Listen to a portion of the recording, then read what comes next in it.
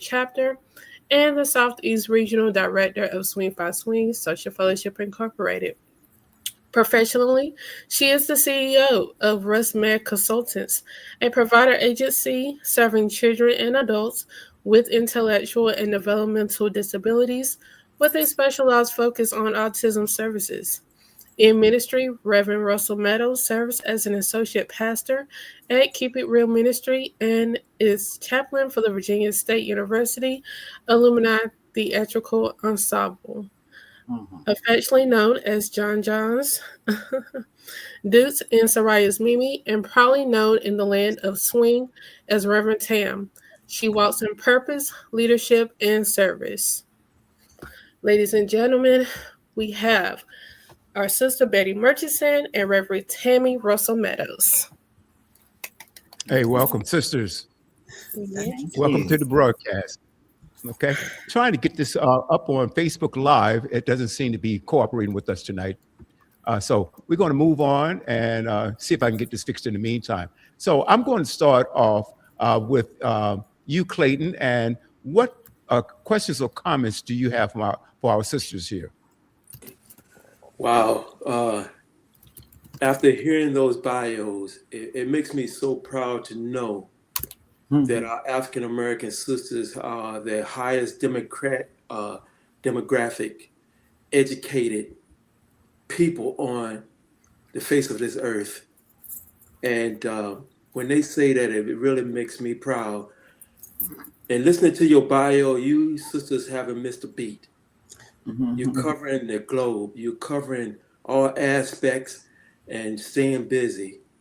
And I don't know what to ask you other than just to say it makes my heart feel good. I know Sister Tammy, Reverend Tammy from Virginia State. I am also an alum of Virginia State University. And I came a little bit before Sister Tammy, and we walked that yard together. And Virginia State University pretty much raised me up from a 17-year-old boy to a man. Yeah. And the diversity that we had at that HBCU is unprecedented, unmatched. And Sister Tammy, I want to start with you first, being that I know a little bit about you from back in the day.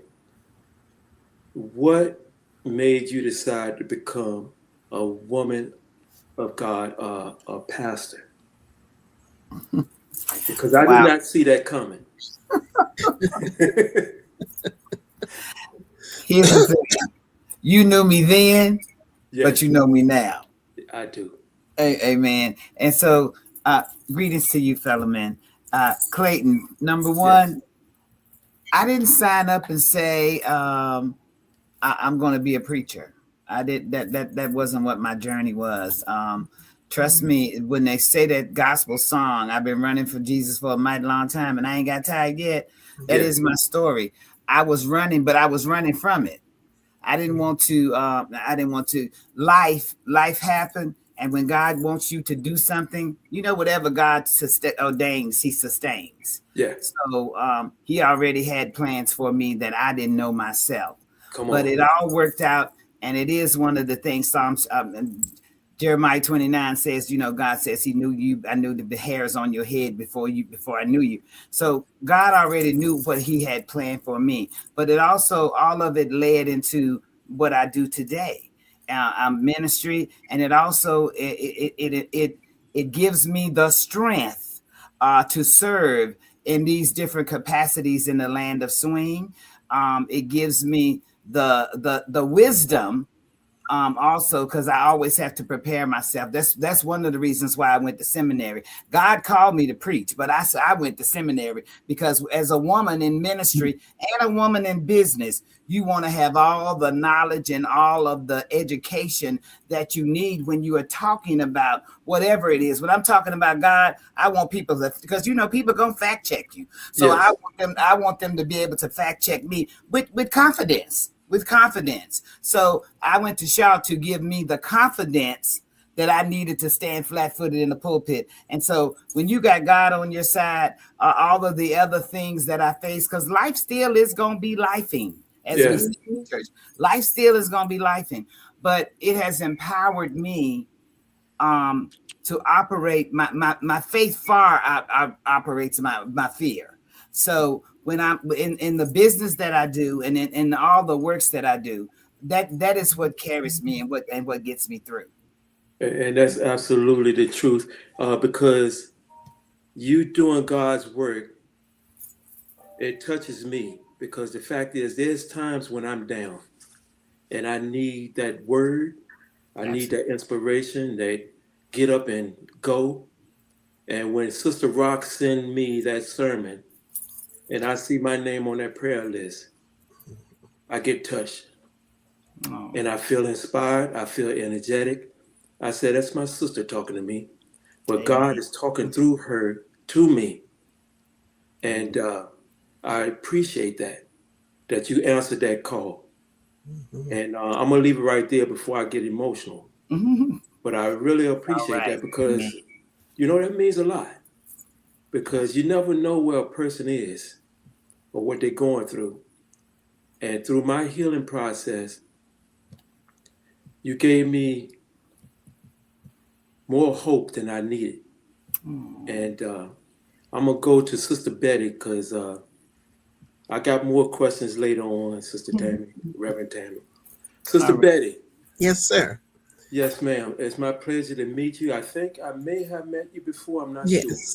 Yes, I was on once before. Yeah, I met quite a few sisters, so forgive me if I get you all mixed up. It's okay. I see from your resume, you have an extensive resume, and you deal with a lot of the holistic type of, I don't know if it's medicines or just counseling or abundance of all of it that put together. Could you share a little bit of that with us? Sure, I'll be happy to. And I want to make sure that we have a big announcement to make tonight, but it's incorporating the things we're talking about. The holistic approach we take with our children, sometimes talk therapy isn't enough, especially working with young children.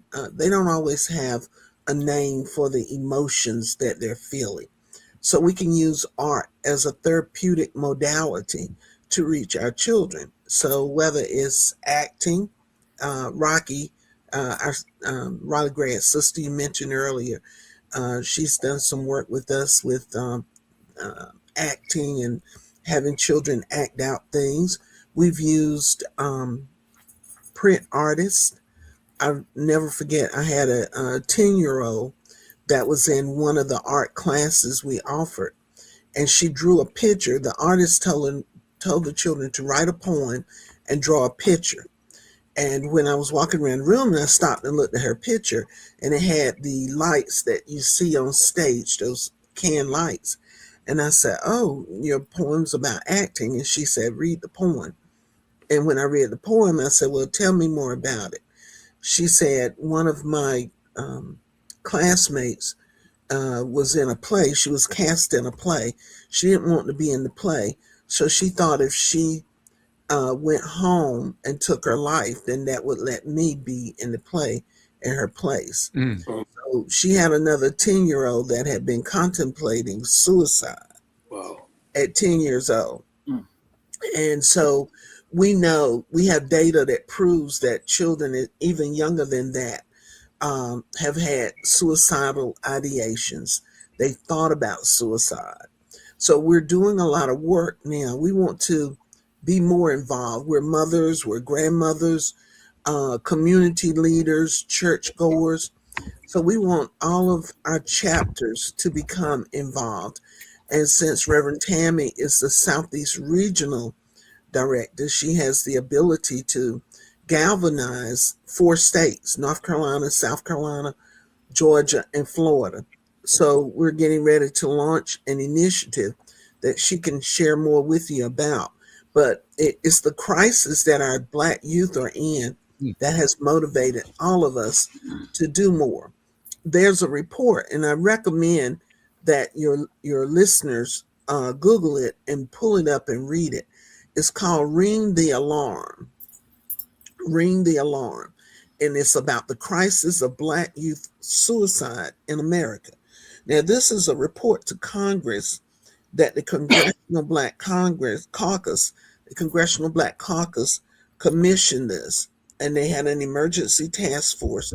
And this was a few years ago on Black youth suicide and mental health, because they realized that it was a growing, the data shows that it's an alarming increase in the suicide rates for Black children, and teenagers. And so they commissioned this report, and we have been working with it. I've been on a team, the North Carolina Black Youth Suicide Prevention Team, and we've been working on this for 2 years. And we've got the support of the state of North Carolina, and we tackle the crisis in 3 different ways. One of the ways is training. We make sure that community members, community leaders, clergy, gentlemen like yourselves, sisters like Tiffany, who are community leaders, who are thought leaders, that you have training so that you can understand when a child is in a mental health crisis. The training also tells you what to do, what to say to them, and then where to find the resources, the help that they need. It's no need for our children to be leaving us before they've even had a chance to live. And so we want to help people understand there's a difference. If a child tells you that they're depressed, they've been depressed, and they feel like they don't belong here anymore, you really need to pay attention to that.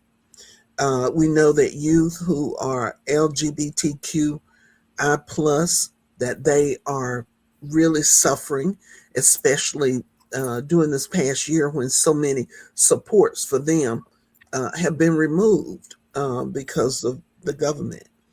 We know that a lot of children are being bullied, and they feel like often they have nowhere to go. There are children who have become victims of adults who prey on them by pretending that they're a teenager and asking for nude pictures. And then when they send the nude pictures to them, they threaten to show them to all of their family and friends and the whole school if they don't pay a ransom. And the kids can't afford it, of course. So there's lots of reasons, lots of things that our children are exposed to that put them in danger and has created this crisis that we find ourselves in. So in addition to training, we also offer gun locks. We distribute gun locks because guns are the most lethal form of when someone's ready to take their life. You can be rushed to the hospital if you've taken pills, and your stomach can be pumped. And I think they put charcoal in, and you can be saved. But usually if you use a gun, there's very little coming back from that. And we also distribute Narcan or naloxone, which is a drug that will counteract an overdose. And so we know that has saved a lot of lives too. So that's why Swing by Swing Social Fellowship, under the guidance of Reverend Tammy, we've decided that we want to work in this field and help get the word out and help do more, because one of our pillars is Empower Her Mind, which is a mental health focus that we have in Swing anyway. And I'll let Tammy share with you about the way we're launching this effort on March 28th at 10 o'clock here in Raleigh. So to piggyback Fantastic. With Sister Bettie, however, there was a sister whose name was Dr. Gwen Keith Newsom, a proud licensed therapist in the area and throughout the fellowship. In July of 2023, we had just come back from our national convention, and actually we were a sister had caught COVID when we were in New Orleans, and that sister had passed away. So we had reached out to Gwen, being the licensed therapist among us, and Gwen had given us a counseling session. We had all gotten on a Zoom or on an 800 conference call number, I forget, but Gwen had offered us therapy. Well, while that sister was being funeralized, we all discovered that Gwen had died also, the therapist. So within a matter of 10 days, all of this stuff happened. And so Empower Her Mind is a national initiative that Swing by Swing Social Fellowship Incorporated does. And so I was hearing a lot of stuff and reading a lot of stuff, and I was trying to figure out what could Swing do. So I reached out to the brains behind the real operation, Sister Betty Murchison. So I reached out to Betty.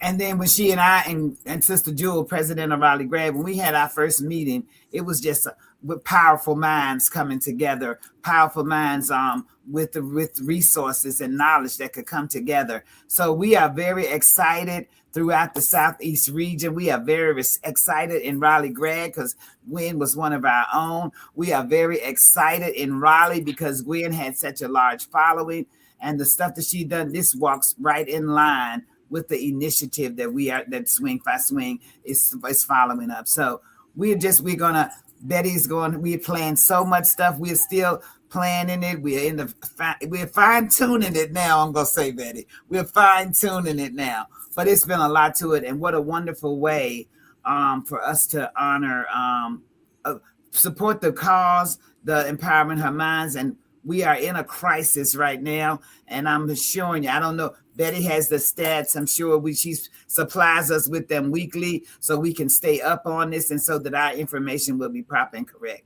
So we're looking very forward to March 28th. We're looking for sponsorships. If anybody has any out there knows of any, we're looking for sponsorships. Whatever contributions, whatever you can do to help us, we appreciate it. And with yes, great. And with the launch, what we're doing is inviting sisters from all of the North Carolina chapters and brothers. We need our men there too. We need the fathers, the male role models in the community. One of the ways that we've been able to reach so many folks and we've gotten a lot of publicity about it is by going into the barbershops. We go into what we call safe spaces. We can't always get people to come to church for a program or come to a community center. So we take it to the streets, and we have been so successful. We have trained over 100 African-American barbers in youth mental health first aid. And because they're first responders, your barber is your confidant for most men, many young boys. They might be the first one to notice that your child has been acting differently or that they're withdrawn. And they may notice symptoms. Now they know what these symptoms mean. They know how to talk to the child or the adult to ask questions. So we've been, Raleigh Grad has done those programs at barbershops and beauty shops and lock stations. So we are going where people are at and taking the gun locks, the Narcan, the information we want people to know. So Tammy's invited all the chapters in North Carolina. That will be our first rollout. And then when we go to regional is in Charleston, South Carolina in April, then South Carolina will be the next state, and then on to Georgia and Florida. So it's a continuous rollout. But there's no reason that you brothers, if you want to get involved, we've also created a manual with resources in it, including a how-to guide. How do you get started? Where do you find gun locks? Where do you get free Narcan? All of these resources are out there for us. And it's an initiative that all of us can get behind, because we're not trying to take anyone's gun. We're saying you got your weapon, but do you realize that your child is more likely to get your weapon and harm themselves than you are to shoot an intruder? And we've had several cases here in Durham and Raleigh where 5-year-old children found their mother's gun and shot and killed themselves. We had 2 in, I think, November, December, right? And and a young man is on trial right now in Raleigh, a young white boy who shot 5 and killed 5 people in the Hedingham community here because he was angry. He was 15 years old, I think, when he did it. And they had a whole arsenal of weapons at their home. So if you know you have a child who's out of control or hearing voices or whatever, lock up your weapons. And we do provide a training for that. It's called calm training. So we're trying to do all we can to get the word out and to make sure that people are aware and that we get them the resources they need. Fantastic. Hey, you touched on my next question, but I want you or Reverend Tammy to tell the audience who's listening, what are some of the symptoms to look out for when you see a child in trouble or acting out, or you think that may happen? What are we looking for as an adult?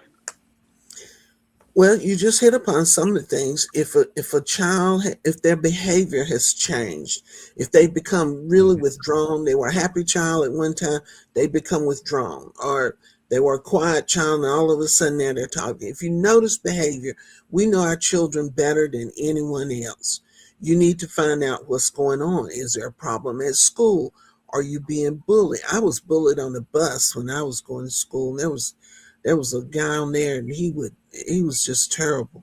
But I was afraid to tell my father because my daddy had a gun. It didn't have a lock on it. And I didn't want him to kill the kid, but I did want him to stop bugging me. But, I never once thought about suicide. But I think kids now, because of the internet, they can harass you online.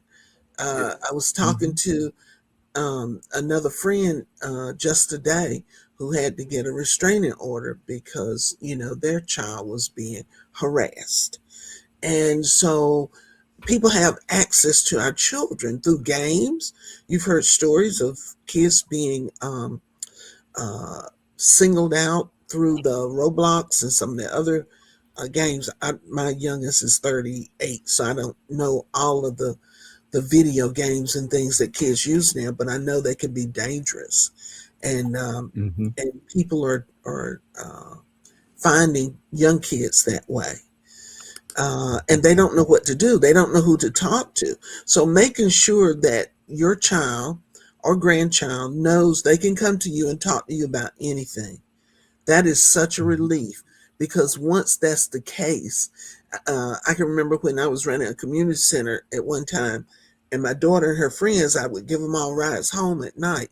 And there's something about being in a car and it being dark, and I can't turn around. I'm holding the wheel. I can't turn around and look at them in the face. And I would hear all kinds of stories and things that would come out. And I wouldn't say anything. I would just listen. So sometimes if we don't shut them down and start, beating them up about why did you do this? Why don't you do that? If we just listen, it will bring remarkable things. And get help. If it's beyond the scope of what you know to do, don't feel ashamed getting help. One of the statistics I was just looking at, 63% of African Americans believe that depression is a personal sign of weakness. And then 56% of African Americans believe depression is a normal sign of aging. So if we're noticing that people are depressed, but we're just shooing it off as being normal or being a sign of weakness, we can't help each other, right? Right. Yeah. Well, that's been prevalent in our culture for a while, that people stayed away from getting the help they needed because, if I do that, some people are going to think that I'm crazy. Yes. And, that's stigma in place. And so now, like you said, it's been normalized that it's more accepted than addressing. My question goes to this. My other vocation, so to speak, for lack of a better phrase, I'm a financial advisor of sorts, right? Stockbroker, former stockbroker. And I used to go to schools and I used to give workshops, and middle school, high school, even elementary schools, I would go and talk to them. Also, I would have workshops in churches. Your program, have you gone to churches to do your program, and also the middle school, and are they receptive? Well, getting in the school system here in Wake County is very difficult. It's very hard to do. So we targeted the coaches because we were like, and we try to have some of our workshops on teacher work days so we can at least train the teachers.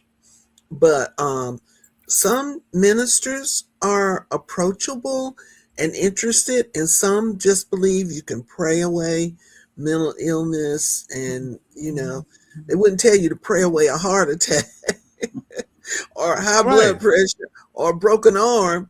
But if your brain which is also a part of your body, if your brain isn't functioning well or you're depressed, they don't see that the same. And I'm gonna stop there and let Reverend Tammy speak to that, because I know she's not that way, but I'm sure she knows the reasons that some clergy may be. Well, all I can say is, listen, old school preachers are still going to preach in old school ways. However, many churches that I'm affiliated with, and ministers and preachers that I know, they are all pushing mental health.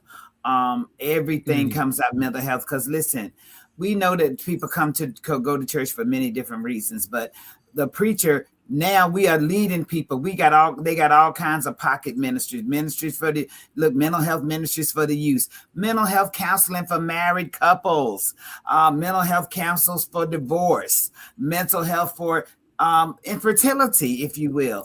All kinds of ministries in church. So there are some preachers though that still believe in, God will take everything away, but take your Wellbutrin, take your other drug, and still pray. But I do believe that God leads, He puts these therapists when God wants to bless you, He doesn't bless you with a car or a house, He bless you with people. So when sometimes God will put people around you that's going to lead you and tell you to go to therapy. So it's the trust that you have in the relationships with the people that you want to try to get them to understand the importance of mental health. Everybody has a resource, and everybody's got somebody that they know might just need somebody to talk to.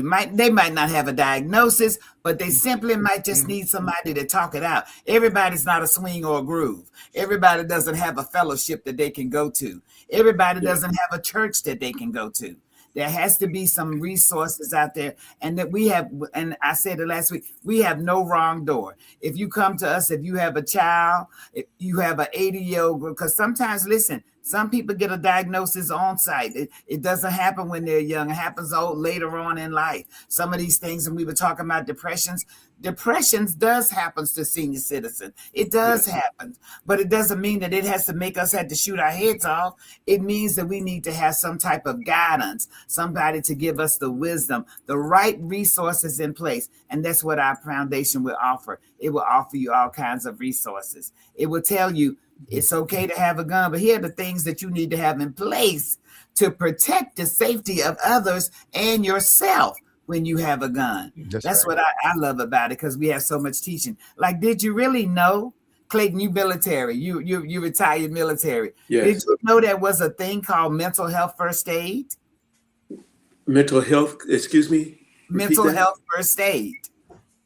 At that time, they didn't call it that. No. See, mental health first aid. This is what these are some of the components and the assets and the resources that we have in our foundation. There is a thing called mental health first aid. Yeah, and they're starting to touch base on that throughout the military now, because they see that it's needed. Absolutely. And that's the reason why at the beginning of this segment, I had to thank you for what you did for me, because you didn't know. Yeah, I was going through some depression. I was going through some what ifs and how I was feeling at that time. But through your word that you were sending me, you didn't know that was a healing for me. Amen. And that's the reason why I had to thank you for that. And it's like you just mentioned, everybody don't have a fellowship or sisterhood to turn to, but those little things that you put out there, even as minute as some people may think it is, it could be what that person needed at that time to get them out of that mess that it was wallowing in. So I thank you all for being an avenue for me. My brother, my oldest brother, which William is my oldest brother as well, is also my groove brother. I can always go to him and we'll have the deepest conversations. He don't know what I'm going through all the time, but I do share it with him. And being my oldest brother, he's been around the world. He's been on this earth longer than I have. So he's got something to share. And he listens to me as well. So I think we keep each other intact. So I appreciate what you all are doing. And I will bring this back to some of our brothers that are not listening and see what we can do to help you all along the way. Not just you all, but the communities. One of the statistics that I've learned is that we lose about 4 veterans a day to suicide. Oh, no. It is very real. It is a very challenging aspect, and that's one of our partners is the VA. They will provide locks, and they also provide training. I took they call it the CALM system. And that's the training is how do you talk someone out of how do you take the guns or get someone you love who's in danger to give up the weapons they have in their house. And it was taught by a veteran, and I was sitting beside a veteran in the class, and I learned so much about the mindset of veterans and why it's a challenge to get them to give up. We had to play out scenarios on what we would do. Matter of fact, I became a trainer with CALM, but it is something that we should all want to help because you guys are folks who put your life on the line for us, and we need to respect that and to do all we can to be supportive as you're going through things. So I just want to thank you for your service and to let you know welcome, sister. that we really do care about veterans. This training, the work we're doing is for the whole family. And CALM, by the way, if you want to look it up, it stands for Counseling on Access to Lethal Means. Counseling on Access to Lethal Means. And that's the whole purpose of the training, and it can be done. There's a long version, there's a short version. We can do it in 90 minutes, 2 hours. I highly recommend that. Especially for our brothers, because you may know another brother who's in trouble, who's not in the right mindset, whether it's divorce or sickness or, whatever, death in the family. It's very important that you go and help get him or her to relinquish any weapons they have in the house until their mind is in a better place again. Yeah, thank you for that. And I'm pretty sure my sister Tiffany, she's got something she wants to share or ask. Let's see here. I do. My question to you, Sister Betty, is the name of your corporation, W.E.B. Du Bois Community Development Corporation. Can you tell the people how did you come up with that name? Oh, wow. Well, that was the nonprofit I formerly ran. It's not in existence anymore. But the name of the high school I went to, the segregated high school, was the Du Bois High School. And so we still wanted to honor the legacy of Dr. W.B. Du Bois. So when the Alumni Association purchased the campus, the school shut down, school system shut down the Black campus after a few years and built a new school for children on another side of town, of course. And so we purchased, it was 8 buildings on 11 acres, and we named it the Du Bois Center. And then after I left there, I started the W.E.B. Du Bois Community Development Corporation. But it definitely was to honor Dr. Du Bois, who was a trailblazer. And Oasis Health and Wellness Centers, which is the one, my private corporation that I have founded, and I try to carry on the legacy and some of the things that we did there. Dr. Du Bois was a champion of education, so everything we do has an educational component to it. Mm-hmm. You know, I find that that is so interesting that we're talking about this topic, mental health, right now. Especially because, for one, this is Black History Month. And with what has taken place in recent news, if you guys have watched, you know, with the meme and the what was posted, I think there is a slight correlation, you know what I'm saying, to that, to mental health and to what has happened. I think as a people, for a majority of the whole, we are in a better place mentally compared to what were, maybe you all may disagree, compared to how things were 40 years ago. What is your take on what has happened? I know it's kind of a little left field here, but what is your take on what has happened recently, and in regards to tying it to one's mental health? I guess Sister Tammy can answer that one. Mm-hmm. When you're saying what you mean, just the events of the country and things because the country is in a crazy state. Is that what you're saying? Yes. So, are we protecting our mental health during this time? What are we doing to protect our mental health? Yeah, I'm gonna attack it from that standpoint, because yes, and during this season, everybody needs to be protecting their mental health. I say, listen, work out more, and sometimes just breathe.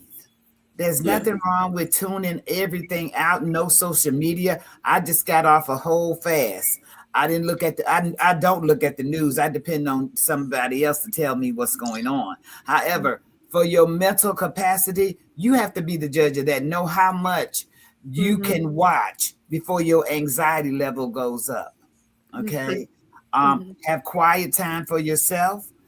Always take 15 minutes a day. And, you know, I am a preacher first and foremost. So listen, pray more, increase your prayer life. If you don't know God, try to get to know him during this season. Find it. Yes. Try to get to know him, because he is a friend indeed. But also ask God to give you the strength to make it through this season. Your strength might come from Bettie Murchison. It might come from me. Clayton just said I was able to give him some encouragement. Use the resources within your own circle. When I first became the regional director, sister founder Roz Tandy called me, and she said, Tammy, what are you going to do for mental health for Swing? That's a true story. I had no idea what I was going to do, but you know what? The first thing I did is what I always do. I prayed and I asked God. And I went to Bettie, who could give me some resources and give me some guidance. Never be ashamed when you lack that knowledge. The smart thing is knowing where to go and get the knowledge and the supports that you need. Don't be ashamed in this season to ask for supports. Ask for supports. I might not have all the answers, but I'm a resourcer. I can find somebody else to help you with the answer. Don't be ashamed if you say, listen, do you know, especially people in my age category, do you know how many people are saying, this whole thing is just driving me crazy? People are worried. People are scared. Okay. People are afraid to enroll their children in college for lack. And, you know, People are afraid to come outside. Some people of different nationalities. It's a scary time. So yeah, I mental illness is on an all-time rise. We see it from the top. That's right. We see it at every level.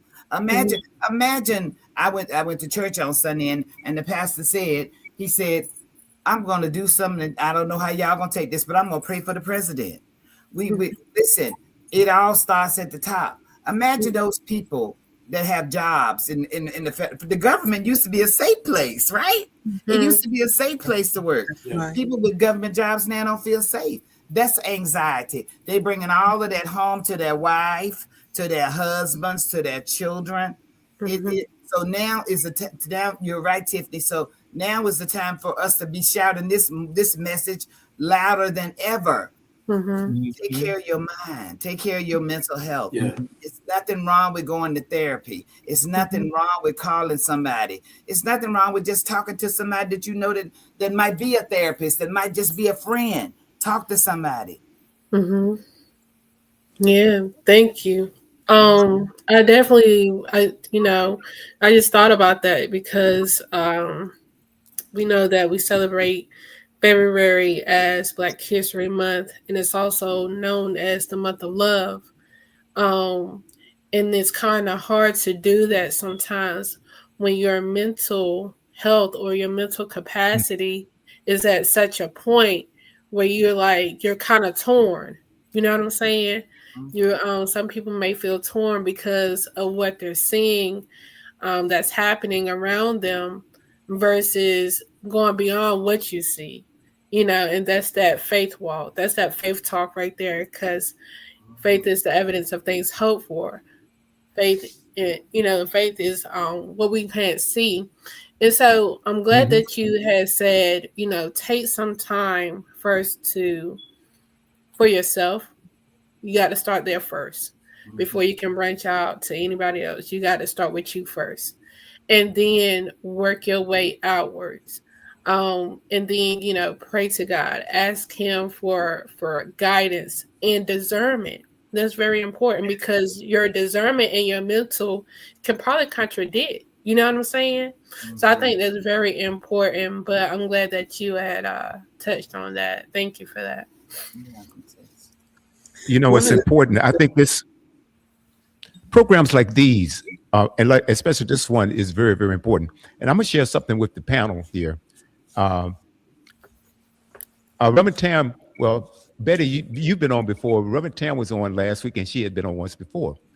After the program last week, I was talking to someone on the phone about how I thoroughly enjoyed you, Reverend Tam, and it was Dr. Harris on at the same time. I thought that was a enlightening program. I was enlightened by it. I was encouraged by it, and I love doing this. And I just want you, Betty, to know you always have a platform here to get your message out. Okay. Thank you. Anytime you want to come, I have some other platforms besides Groove Swing Speaks that are also talk shows, and we talk about things like these. These are things that are vitally important. I do music shows. Yes, I love my music, but let's get down to let's talk about mental health, and I just love this. And so I was talking about the program, and I think I was talking to Robert after. I said, man, what a great program. And I started talking about the different aspects that we took, the takeaways that I got from the program. And somebody who's very, very near and dear to me stopped. I could see someone out of the corner of my eye stopping and listening to every word. And it was my grandson. And he and I had a conversation afterwards, and he was telling me how important mental health is to him, only to find out that he was struggling himself. Right here in my own backyard. He was struggling, but he's an introvert, very, very smart, intelligent, really nice person. But I had no idea that he was struggling. I had mentioned to him before, and I always ask him, what's going on? You can talk to me about anything, but this is something, and perhaps both of you can answer this. Why is it that some people who's going through things like that, some of our young, they don't talk to us about it, or they don't open up about it? What are some of the reasons you think that they keep this in? Either one first. Betty? Well, one of the reasons can be, especially with young boys, we've set an example of a very masculine, macho kind of lifestyle for our young boys. You know, we just got through Super Bowl weekend, and you know, the macho athletes, the ones who the MVP and the ones who won, and you know, we tend to hold that up as the model. And if a boy feels any sign of weakness or cry, I used to tell my son, it's nothing wrong with crying. It's don't feel like because you're a young man you can't shed tears. So part of it is the model that we raise boys under in this community, that they feel like they have to be masculine and all of the things that go with masculinity. And so getting them to open up and asking open-ended questions. If you just ask yes, no question. Did you have a good day? Yes. Everything all right at school? Yes. You got to figure out open-ended questions. You know, what was the best part of your day today? What was the worst part? You know, asking questions that require something more than a yes and a no, and you'd be surprised. Absolutely. At them opening up. And think about it, children. You want to add something, Tammy? Yeah, you can understand that if a child said, okay, I got strep throat, or a child said, you know, I got chicken pox or something like that. A child is not going to come to somebody and say, they don't know. I don't think they have the language. Sometimes they just don't have the language to articulate their feelings. They don't know how to express that. And so I think, Brother William, you were doing a great job when you said, you know, keep that line of communication open. Yes. And you know, that's the best medicine that you can give right there. Keep that line of communication open too, and let them know what Sister Betty said in support of that. Also, let them see the vulnerable side of you. You are like you grandpa, you papa, but also you're human. You got feelings too. And let them know it's okay to have feelings. Yes. It's okay. And talking about your own experiences when you were growing up, the things that happened to you that were harmful or hurtful. And, you know, they could say, oh, well, you were young one time too, huh? And I think, you know. Yes, because they don't think that. I was putting together pictures for an ad for the regional, and one of my line sisters sent me a picture of me when I was online, and I sent it to my two daughters and my sister, and they could not believe I had on a short skirt. But you know, this was 1973. But also making sure you enroll them in things other than sports. Get them into the arts. Maybe, you know, not every kid wants to be a ball player. You know, sensitive kids, very intelligent kids, they might want to do something different. Find out what their likes are. I just gave my youngest daughter guitar lessons for Christmas because she had a guitar she bought years ago and never played it. And it's a music store opened up near the mall. And so I gifted her guitar lessons because music really is good for everybody. It is, as you just said, you know, that's what I do to kind of, when I need to get my mind straight, when I'm tired of looking at the news, I'll get in the car, cut my radio up loud to some old school R&B, and I'm driving down the road jamming and enjoying myself, you know, just having a great time. I've also enjoyed watching the monks. I went here in Raleigh to meet them when they came through, and then I've been following their journey online, and that brings me great peace because I think about these men who have sacrificed so much, and they're in DC now, and even in DC there's ice and snow, and when they came through here we had the worst weather we had, but they're so convicted for what they're doing, and that gives me great hope for the future. But yes, please keep that line of communication open and make sure that he's got the resources around him to help him with his social emotional learning. That's something we think about their book learning, but the social emotional learning is just as important. Absolutely. You know, I was thinking about it. I said, well, I'm here and this program goes all over the world. So I'm talking to people and trying to get information out through resources like you, two ladies and others, to get out to the world. And I didn't realize that I had some issues, or my grandson was going through issues right here. I said, wow. So I guess you can understand how I felt about that. I said, whoa. Because a lot of times, you know, we don't pay attention to what's going on right in front of us, you know, and we're reaching out all over the place, you know. That's right. But, you know, I read this book a long time ago called Acres of Diamonds, and I'm not going to get into it, but they found diamonds in their own backyard, but they were looking somewhere else for a whole different story, right? So, but anyway, I appreciate everything that you ladies are doing. I think it's vitally important. And it's something that's it's not even talked about. I saw a clip today that really touched me, and it was something about our children that have been detained by ICE. Okay, children as young as 5 and under 5 years old, up to teenagers. And so I want both of you to address that. If this is not addressed, rather, what are some of the lasting effects it might have, or depression, or this could have on our children? What kind of negative impact would it have with them psychologically, as far as mental health is concerned? It can lead to overeating, to drug abuse, to suicidal ideation. Sometimes they will become domestic violence is very prevalent, and a lot of times they die an early death. If you haven't checked out the there is a let me find the name of it.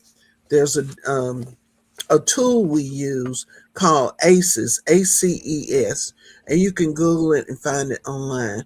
But it was a study done by Kaiser Permanente, and they were trying to find out why some people wound up with poor quality health and others didn't.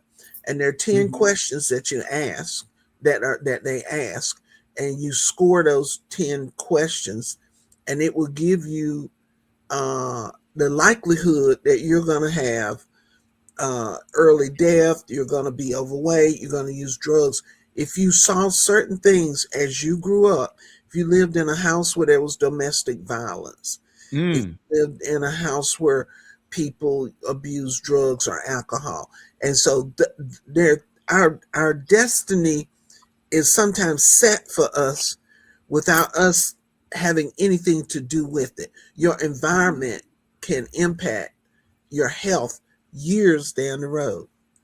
So it's a fascinating study.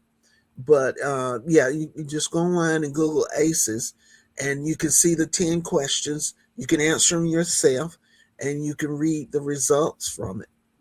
Okay. So what you're saying, if I understood you correctly, there's a direct correlation between your mental health and your physical health. Yes, sir. Absolutely. Reverend Tam, we've got 1 minute. Your word. What would you like to share with the audience? Maybe something you want to share and we feel to ask. Take care of your mental health. Our program and our initiative is a good training grounds for if you have any questions. We will have resources available to you to help you through that. Listen, feel free to reach out if you have any suspect or if you feel any kind of anxiety that you feel is uncontrollable. Don't take chances with it. Don't wait too long. Please seek help. Betty, I put address.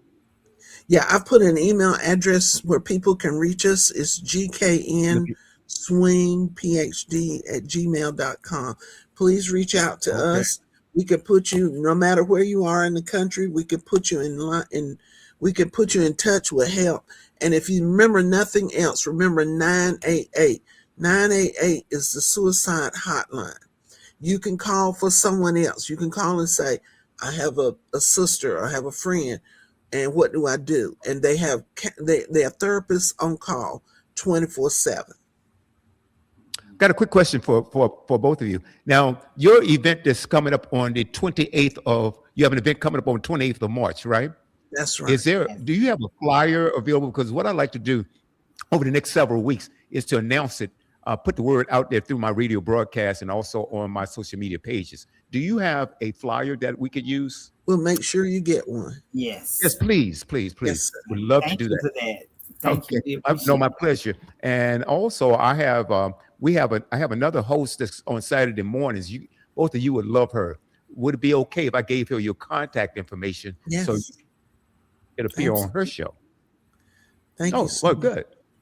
All right, good. Thank you. Clayton and Tiffany, thank you. Do you have any last or final word for our guests? You're on mute, Tiffany. You might. Sorry about that. Not necessarily for the guests. I do want to say thank you, ladies, for coming out and share your expertise with us in the audience tonight. But because this is Black History Month, I did want to just share a little Black History fact. Since we are talking about mental health, I just pulled up some people that were known for working with the mental health, people such as Dr. Francis Cecil Summer, who is the father of Black psychology, Dr. Mamie Phipps Clark, she's famous for the doll study, and advocate B.B. Moore Campbell. These people dealt with mental health and psychology. So that's just a little Black history flip for you. Okay, all right. Thank you. Thank you. Yes. All right. What I'm going to put on the screen right now, this is 988. Betty, would you tell the audience what is that? What is 988? That's the hotline? 988. Yes, 988 is the suicide hotline.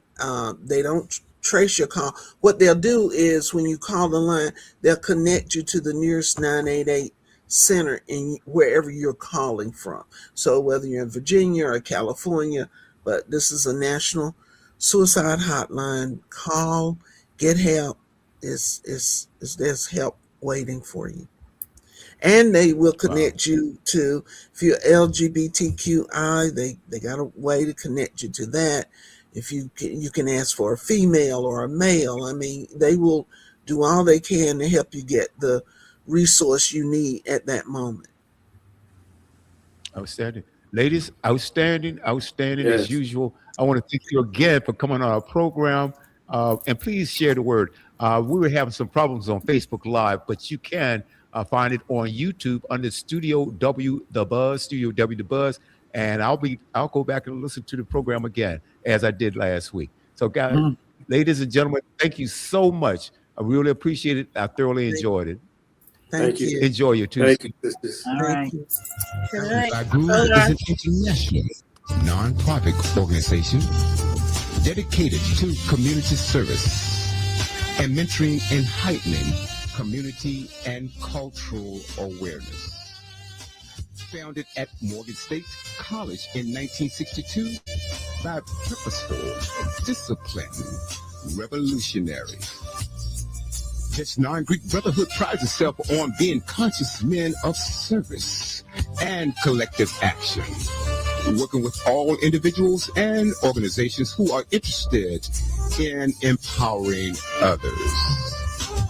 Today, the Social Fellowship has over 60,000 members and 150 chapters.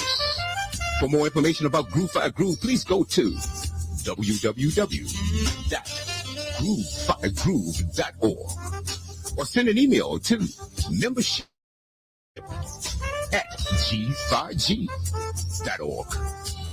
Oh, and by the way, if you know a conscious sister looking for an alternative to the traditional establishment, please refer her to www.swingbyswing.org.